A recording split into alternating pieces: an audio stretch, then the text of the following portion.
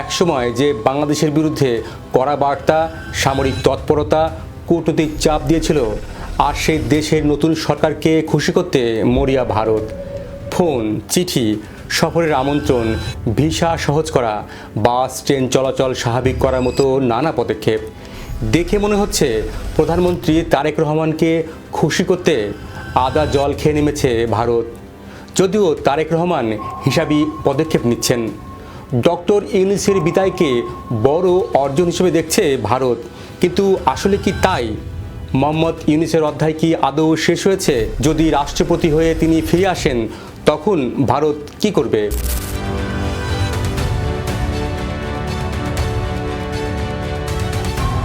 প্রধান উপদেষ্টা হিসেবে দায়িত্ব নেওয়ার পর থেকে মোহাম্মদ ইউনূসের সরকারের প্রতি ভারতের মনোভাব ছিল সতর্ক, কখনো কখনো সন্দেহপ্রবণ। সীমান্ত নিরাপত্তা ও আঞ্চলিক কৌশলগত ইস্যুতে দুদেশের অবস্থান ক্রমশ দূরে সরে যায়। বিশেষ করে সেভেন সিস্টার্স প্রসঙ্গ নিয়ে বাংলাদেশের কিছু উপদেষ্টার বক্তব্য দিল্লির কাছে ছিল অস্বস্তিকর। ভারতের কৌশলগত দৃষ্টিকোণে উত্তর পূর্বাঞ্চল অত্যন্ত সংবেদনশীল। তাই যখন শিলিগুড়ি করিডোরে সামরিক প্রস্তুতির খবর আসে, তখন অনেকে এটিকে কূটনৈতিক বার্তা হিসেবে দেখেছিল। এই করিডোর ভারতের মূল ভূখণ্ডকে উত্তর পূর্বাঞ্চলের সঙ্গে যুক্ত করে, যেখানে যুদ্ধ বিমান মোতায়েনের খবর যেন স্পষ্ট ইঙ্গিত দেয় দিল্লি পরিস্থিতিকে গুরুত্ব দিয়েছে। অনেকে বলেন, যত গর্জন তত বর্ষণ হয়নি, কারণ ইউনূস সরকারের বিরুদ্ধে দিল্লি কঠোর ভাষা ব্যবহার করলেও সরাসরি বড় কোনো পদক্ষেপ নেয়নি। থাইল্যান্ডে এক আঞ্চলিক সম্মেলনের ফাঁকে ভারতের প্রধানমন্ত্রী নরেন্দ্র মোদীর সঙ্গে মোহাম্মদ ইউনূসের বৈঠক হয়। তখন ধারণা করা হয়েছিল হয়তো সম্পর্কের বরফ গলতে শুরু করবে, কিন্তু বাস্তবে বড় কোনো দৃশ্যমান পরিবর্তন হয়নি। বরং ভারত বাংলাদেশে জঙ্গি ইস্যু সামনে আনে, নির্বাচন প্রসঙ্গে সব দলের অংশগ্রহণ চায়, অর্থাৎ আওয়ামী লীগ সহ নির্বাচন চেয়েছিল ভারত। কিন্তু ইউনূস সরকার সেই আহ্বানে সাড়া দেয়নি। আওয়ামী লীগকে বাইরে রেখে নির্বাচনের আয়োজন করে ডক্টর মোহাম্মদ ইউনূস। ত্রয়োদশ জাতীয় সংসদ নির্বাচনে বিএনপি জয়ী হওয়ার পর চিত্র বদলে যায়। বিএনপি ভোটে জয়ী হতেই তড়িঘড়ি করে তারেক রহমানকে শুভেচ্ছা জানায় ভারত। আনুষ্ঠানিক ফল ঘোষণা হওয়ার সঙ্গে সঙ্গে বিএনপি চেয়ারম্যান তারেক রহমানকে ফোন করেন নরেন্দ্র মোদী। এখানেই শেষ নয়, প্রধানমন্ত্রী হিসাবে তারেক রহমান শপথ নেওয়ার সঙ্গে সঙ্গে সবার আগে ভারত সফরের আমন্ত্রণ জানানো হয়। ট্রেন ও বাস চলাচল পুনরায় চালুর উদ্যোগ, বাংলাদেশিদের জন্য ট্যুরিস্ট ভিসা চালু করার ঘোষণা, সব মিলিয়ে মনে হচ্ছে দিল্লি যেন নতুন সরকারকে খুশি করতে মরিয়া। কিন্তু এখানেই গল্পের নতুন মোড়।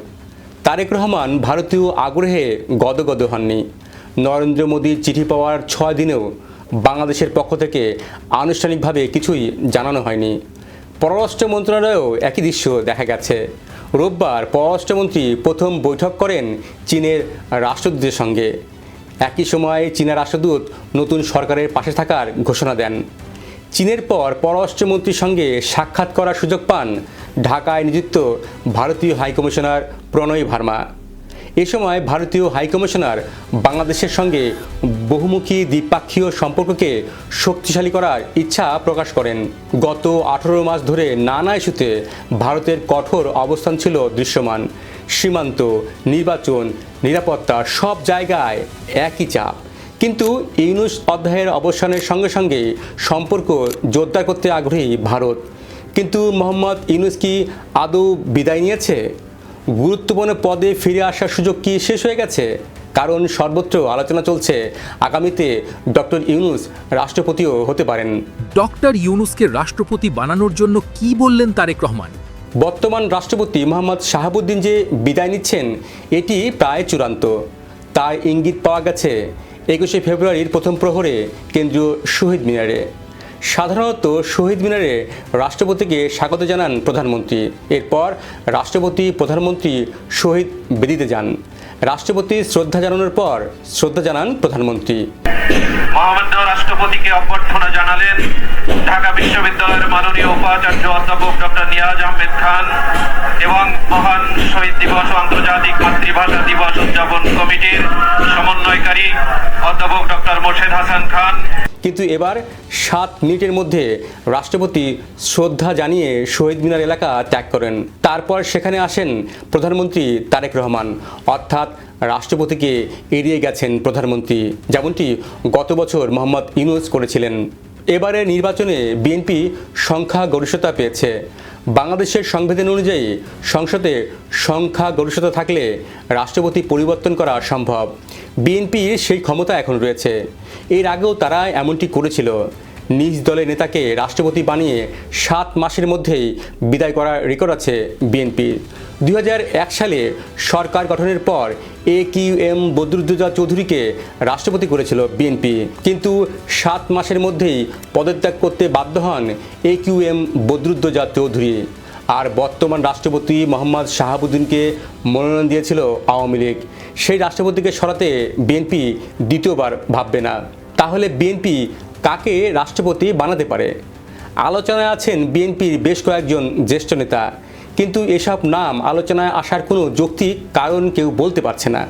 যেভাবে মন্ত্রিপরিষদ গঠনের আগে বিএনপির অনেক জ্যেষ্ঠ নেতার নাম আলোচনায় এসেছিল, কিন্তু তাদের বেশিরভাগের ভাগ্যে মন্ত্রিত্ব জোটেনি। আর সবার কাছে সবচেয়ে বিস্ময়কর খবর ছিল ডক্টর ইউনূসের নিরাপত্তা উপদেষ্টা খলিলুর রহমানের পররাষ্ট্রমন্ত্রী হওয়া। বিএনপির যেসব নেতার নাম রাষ্ট্রপতি হিসেবে আলোচনায় এসেছে, তাদের কেউ যদি রাষ্ট্রপতি না হন তাহলে অবাক হওয়ার কিছু নেই। কে বলতে পারে মোহাম্মদ ইউনূস হয়তো রাষ্ট্রপতি হলেন? তাছাড়া মোহাম্মদ ইউনূস বর্তমানে দেশে আছেন। রোববার ইউনূস সেন্টারের কাজে ফিরেছেন তিনি। মার্চের 3য় সপ্তাহে একটি অনুষ্ঠানে জাপান গিয়ে আবার বাংলাদেশে ফিরে আসবেন। গত বছর 13 জুন লন্ডনে মোহাম্মদ ইউনূস এবং তারেক রহমানের একান্ত বৈঠকের কথা কি আপনার মনে আছে? তারা দুজন কিছু সময় একান্ত কথা বলেছিলেন। সে সময় ঠিক কী নিয়ে আলোচনা হয়েছিল, কে কাকে কী প্রতিশ্রুতি দিয়েছিলেন, তা শুধু তারা দুজনই জানেন। কে বলতে পারে রাষ্ট্রপতি নির্বাচনের পর হয়তো আমাদের সামনে প্রকাশ্য আসতে পারে সেই কথাটি ঠিক সেখানে কী নিয়ে আলোচনা হয়েছিল, তার একটি ধারণাও আমরা পেতে পারি। তাই এখন বড় প্রশ্ন, মোহাম্মদ ইউনূস কি সত্যি বিদায় নিয়েছেন, নাকি আরও বড় প্রত্যাবর্তনের প্রস্তুতি নিচ্ছেন? তারেক রহমান কি ভারতের সঙ্গে নতুন অধ্যায় লিখবেন, নাকি ভারসাম্যের কূটনীতি বজায় রাখবেন? একটি বিষয় পরিষ্কার, ঢাকা দিল্লি সম্পর্কের পরবর্তী অধ্যায় নির্ভর করছে শুধু বর্তমান সরকারের ওপর নয়, সম্ভাব্য রাজনৈতিক পুনর্বিন্যাসের ওপরও। আর যদি সত্যি ডক্টর ইউনূস রাষ্ট্রপতি হন, তখন ভারত কি করবে? উট পাখির মতো বালিতে নিজের মাথা গুজে রাখবে? জানান আপনার মতামত, লিখুন কমেন্ট বক্সে। আর ভিডিওটি লাইক দিন, শেয়ার করুন, সম্ভব হলে আমাদের চ্যানেলটি সাবস্ক্রাইব করুন। আর এতক্ষণ আমাদের সঙ্গে থাকার জন্য ধন্যবাদ।